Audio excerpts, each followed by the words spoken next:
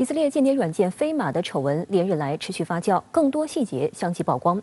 媒体披露，在可能受到飞马监控的5万个手机号码名单上，有至少14位重量级政治人物，其中就包括法国总统马克龙。而出售该间谍软件的以色列 NSO 集团就坚称，与所曝光的目标名单完全无关，辩称其创建平台是为了拯救生命、防恐袭。相关说辞能否站住脚？这一通信监控黑科技对于国家政治、军事安全有何巨大威胁？如何揭露躲在以色列等国背后的美国缔造黑客帝国的真面目？来看报道。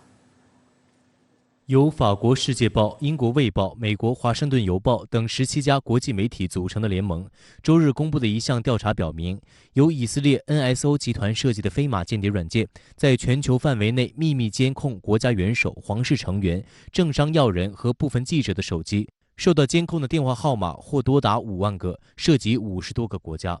法国总统马克龙以及另外13位国家元首和政府首脑的手机号码出现在被监控的目标名单当中，引发外界极大关注。而根据国际媒体披露的信息，多国政府机构都是飞马间谍软件的客户。英国《卫报》网站列举，法国总统马克龙据信在2019年被摩洛哥选为感兴趣的人，南非总统拉马福萨则可能被卢旺达选中，巴基斯坦总理伊姆兰汗被印度选中。上周辞去黎巴嫩总理职务的萨阿德·哈里里，在2018年和2019年被阿联酋选中。欧洲理事会主席米歇尔在2019年担任比利时首相时也被摩洛哥选中。值得注意的是，摩洛哥国王穆罕默德6世以及摩洛哥总理萨阿德丁·奥斯曼尼均被自己国家的安全部队等列为兴趣对象。此外，伊拉克总统萨利赫、埃及总理马德布里以及7位前总理在任时也曾遭到监控，包括法国前总统爱德华·菲利普等人。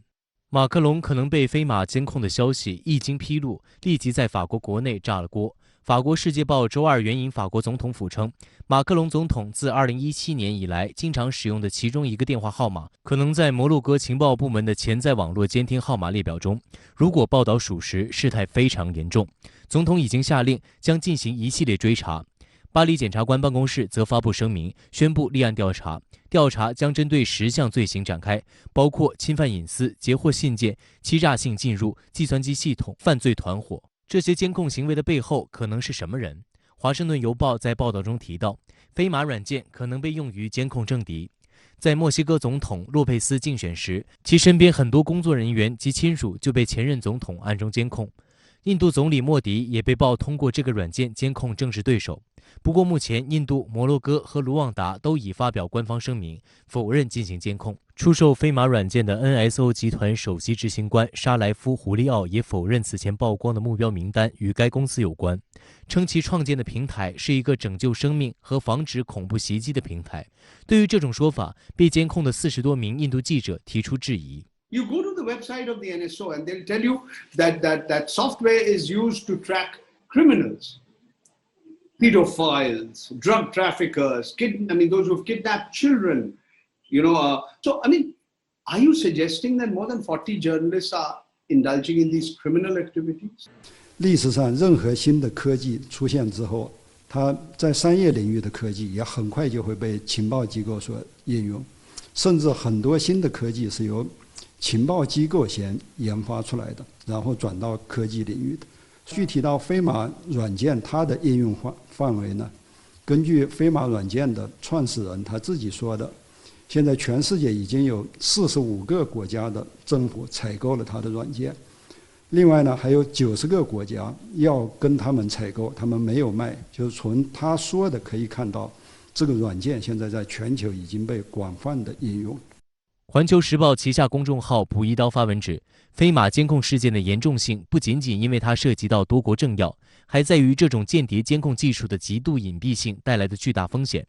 我们通常在安装手机 APP 或者执行手机操作时，用户装或不装是有一定选择权的，还可以授予软件什么样的权限，而飞马则绕过了这些，让用户无法选择。从媒体透露来看，飞马已经可以在用户毫无知觉的情况下就远程安装了。近日，曾在2013年曝光美国政府广泛监听国内外电话及互联网通信棱镜计划的美国防务承包商前雇员斯诺登，在接受英国《卫报》采访时就表示，飞马间谍软件以及类似软件的贸易是一个不该存在的产业。他认为与2013年相比，现在的情况可能更糟。In the past, you've called smartphones a spy in your pocket.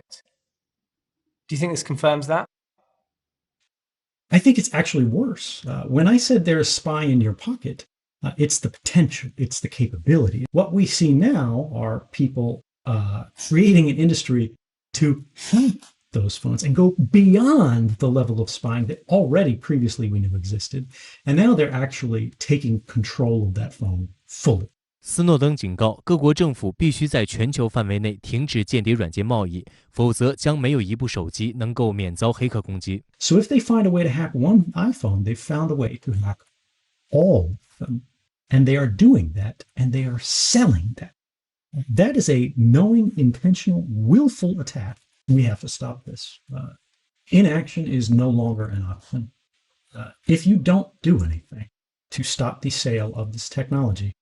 it's not just going to be 50,000 targets, it's going to be 50 million targets. 有分析指出，这次飞马事件与2013年斯诺登披露的棱镜门事件已经不可同日而语。那时的监听技术主要集中在语音方面，现在的智能手机有强大的计算能力和存储能力，不光语音、图片、视频相关应用的数据都成为监控对象。此外，飞马等监控软件很可能有自我管理功能，在手机语音、图片等出现关键词时自动激活工作，正常情况下则休眠，这让它可以更隐蔽、更不容易被发现。而一旦参与国家政治、军事决策的机构相关人员的手机被监听，对国家来说是一个巨大的安全漏洞。在现代科技的时代，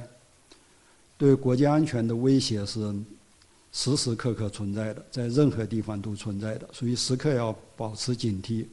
不断地提高应对这种风险的能力。以色列 NSO 集团飞马间谍软件事件曝光后，各方高度关注以色列政府是否充当了美国大搞监听的白手套。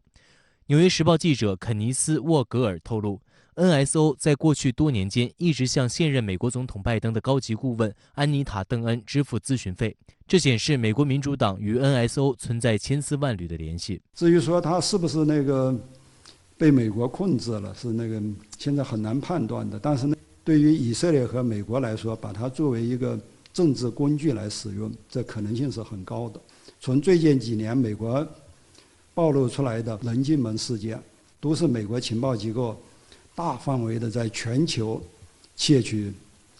个人的信息或者在其他情报，特别是像美国这样的全球第一大情报大国，美国一年情报的开支就800多亿美元，超过了世界上绝大部分国家的国防开支。值得注意的是，中国外交部已多次表示，中国是网络攻击的主要受害者，美国才是全球最大的网络攻击来源国。但美西方却仍在网络安全问题上对中国泼脏水。周四的例行记者会上，有记者提到，近期就网络安全问题批评中国的美国，却正对飞马间谍软件事件沉默不语，这无法不让人觉得蹊跷。发言人赵立坚表示，如果属实，中方对此强烈谴责。这再次表明，网络监听等网络安全威胁是各国共同的挑战，各国应在相互尊重、平等互利基础上，通过对话合作携手应对威胁。令人意外的是，美国政府口口声声称维护网络安全，对此却三缄其口。美方所做的反而是拉帮结伙，在网络安全问题上以莫须有罪名对中国造谣抹黑，这恰恰反映了美方做贼心虚的心理。